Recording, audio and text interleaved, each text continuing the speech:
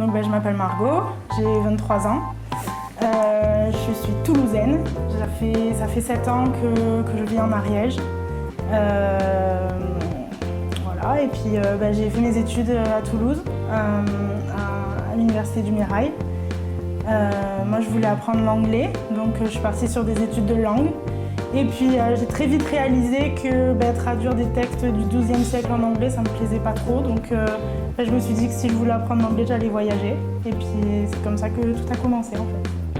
J'ai fait des études de photo, donc je voulais allier mes études de photo et puis mon envie d'apprendre l'anglais en voyageant et puis en me disant que je pouvais peut-être faire une photo par semaine et puis peut-être essayer de faire un livre qui pourrait résumer un petit peu toute mon aventure, quoi. Souvent on m'a dit mais comment t'as fait et tout, puis au final je travaille depuis que j'ai 18 ans et puis j'ai fait la fac et puis j'avais 1, 2, 3 boulots à côté et puis j'ai fait ça pendant 2 ans. J'ai fait une demande de financement participatif qui m'a permis de pouvoir envoyer des messages un petit peu à ma famille, à des amis et puis leur demander si ils voulaient participer à mon projet et puis à mon aventure. Et puis j'ai réussi à récolter un peu d'argent, donc un petit peu moins que 2 000 € qui m'ont permis de pouvoir acheter mon billet d'avion, mon assurance.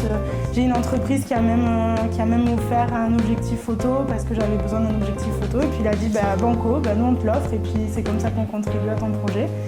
Et puis après, au final, j'ai réussi à voyager pour pas si cher que ça. Et puis je me suis rendu compte que ça coûtait pas si cher que ça de voyager. Donc, avant de partir au Canada, je m'étais dit, je contacte des familles et puis l'idée c'était pas de travailler pour gagner de l'argent, c'était d'échanger des services contre logement et nourriture. Donc c'était pas des emplois qui étaient rémunérés, mais c'est des petits travaux, des petits travails comme ça qui m'ont permis de pas dépenser d'argent en fait. Le plus connu, ça s'appelle le woofing et puis ça permet d'aller chez des gens et puis de travailler pour eux. En général, c'est dans des fermes et de travailler pour eux et puis d'être logé et nourri en échange de 4, 5, 6 heures de travail par jour.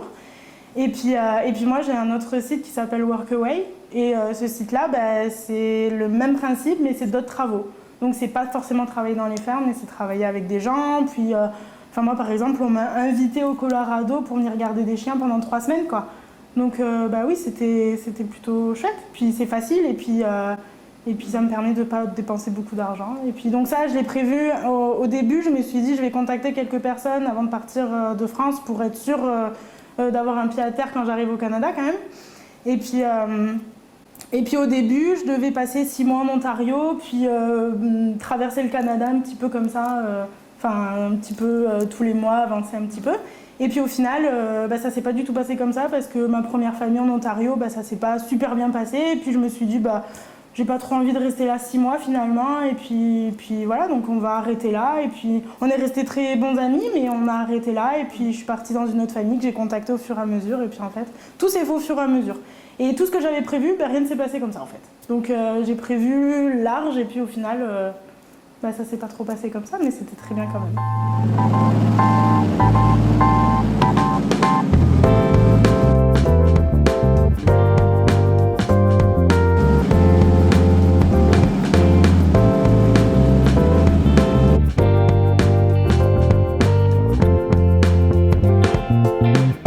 Je suis arrivée au Québec, je suis arrivée à Montréal, et puis après donc, je suis partie en Ontario.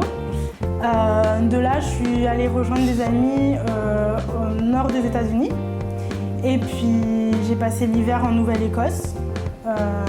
Tous les 3 mois du gros hiver, je suis restée en Nouvelle-Écosse. Et après, je suis partie au Québec où j'ai travaillé pendant 4 mois. Et ensuite, je suis allée au Colorado. Et du Colorado, je suis remontée en Colombie-Britannique. Et puis après, je suis revenue vers l'Est, donc j'ai passé les Rocheuses, l'Alberta et la Saskatchewan. Et je suis retournée à Montréal pour prendre mon avion jusqu'à Paris. C'est très dur de le résumer à juste une phrase ou juste un moment, mais peut-être ce qui m'a le plus marqué, c'était la générosité des gens et puis le fait qu'ils ouvraient tellement plus que juste leurs portes, quoi. Ils m'ont accueilli comme quelqu'un de leur famille, puis je peux dire maintenant que j'ai de la famille partout en Amérique du Nord, quoi. J'ai gardé des très très bons contacts avec beaucoup de gens et oui, c'est ça qui m'a marqué, peut-être l'ouverture des gens, leur générosité et puis le fait que tout est possible en fait. J'ai vécu 14 mois sans contrainte, sans rien quoi. Je pensais que j'avais pas beaucoup changé, puis au final, le fait de revenir ici, puis de voir que tout est resté un peu pareil. En fait, j'ai l'impression que j'ai beaucoup changé, beaucoup évolué. J'ai l'impression d'être plus affirmée, puis d'être partie un peu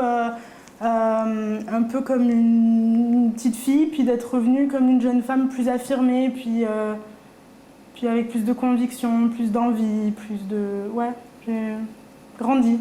Alors le prochain voyage, ce sera la Nouvelle-Zélande.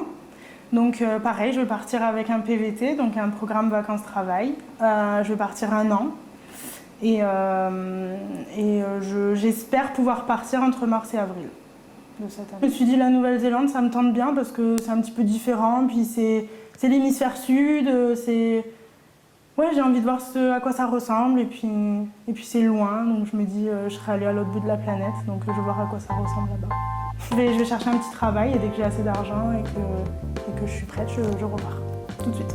Et ça me démange déjà de repartir. D'accord.